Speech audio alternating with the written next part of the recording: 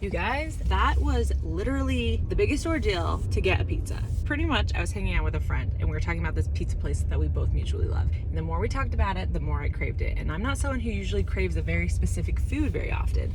And so I was like, I'm gonna honor this craving and I'm gonna go get it. Turns out the location by my house has permanently closed, which I am devastated. But at that point now, I'm like super craving pizza. And so I'm like, it's okay. There's this other place I'll go to. Tried to order it online a bunch of times, wouldn't work. Tried to call, didn't work. So then finally I just drive to the actual store, and turns out they changed their hours and they're closed and they just hadn't updated online. And then I tried to go to this other pizza place and it was like so expensive, and I was like, no, I can't do that. And so then I finally just ended up getting Domino's, and by the time I actually got my pizza, it was like an hour of trying to get pizza. Anyways, I finally have my pizza. All right, I need to move my car. Hold on.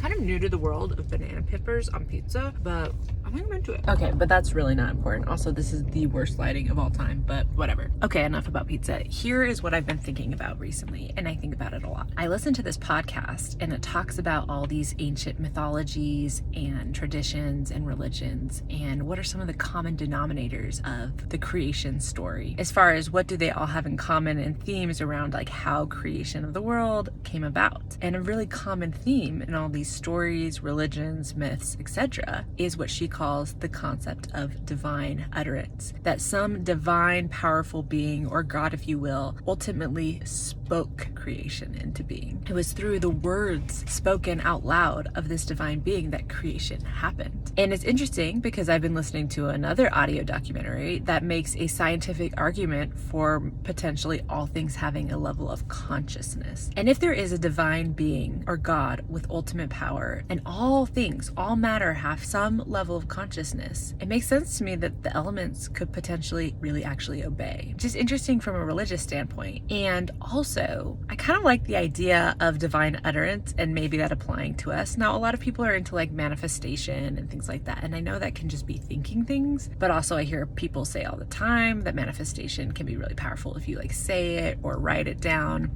And it's just kind of a fun thought that maybe if there is a level of consciousness in the world, or there's something divine about the act of speaking, like there is a concept of divine utterance, that what we say out loud actually could really matter. Now, I don't think it's as simple as you say things and then everything happens that you want to have happen. I don't think it's like that. But could our words that we vocally put out into the universe shift things? I don't think you have to pray out loud to have that count or matter, but is there something that is powerful about a verbally uttered prayer? It's interesting.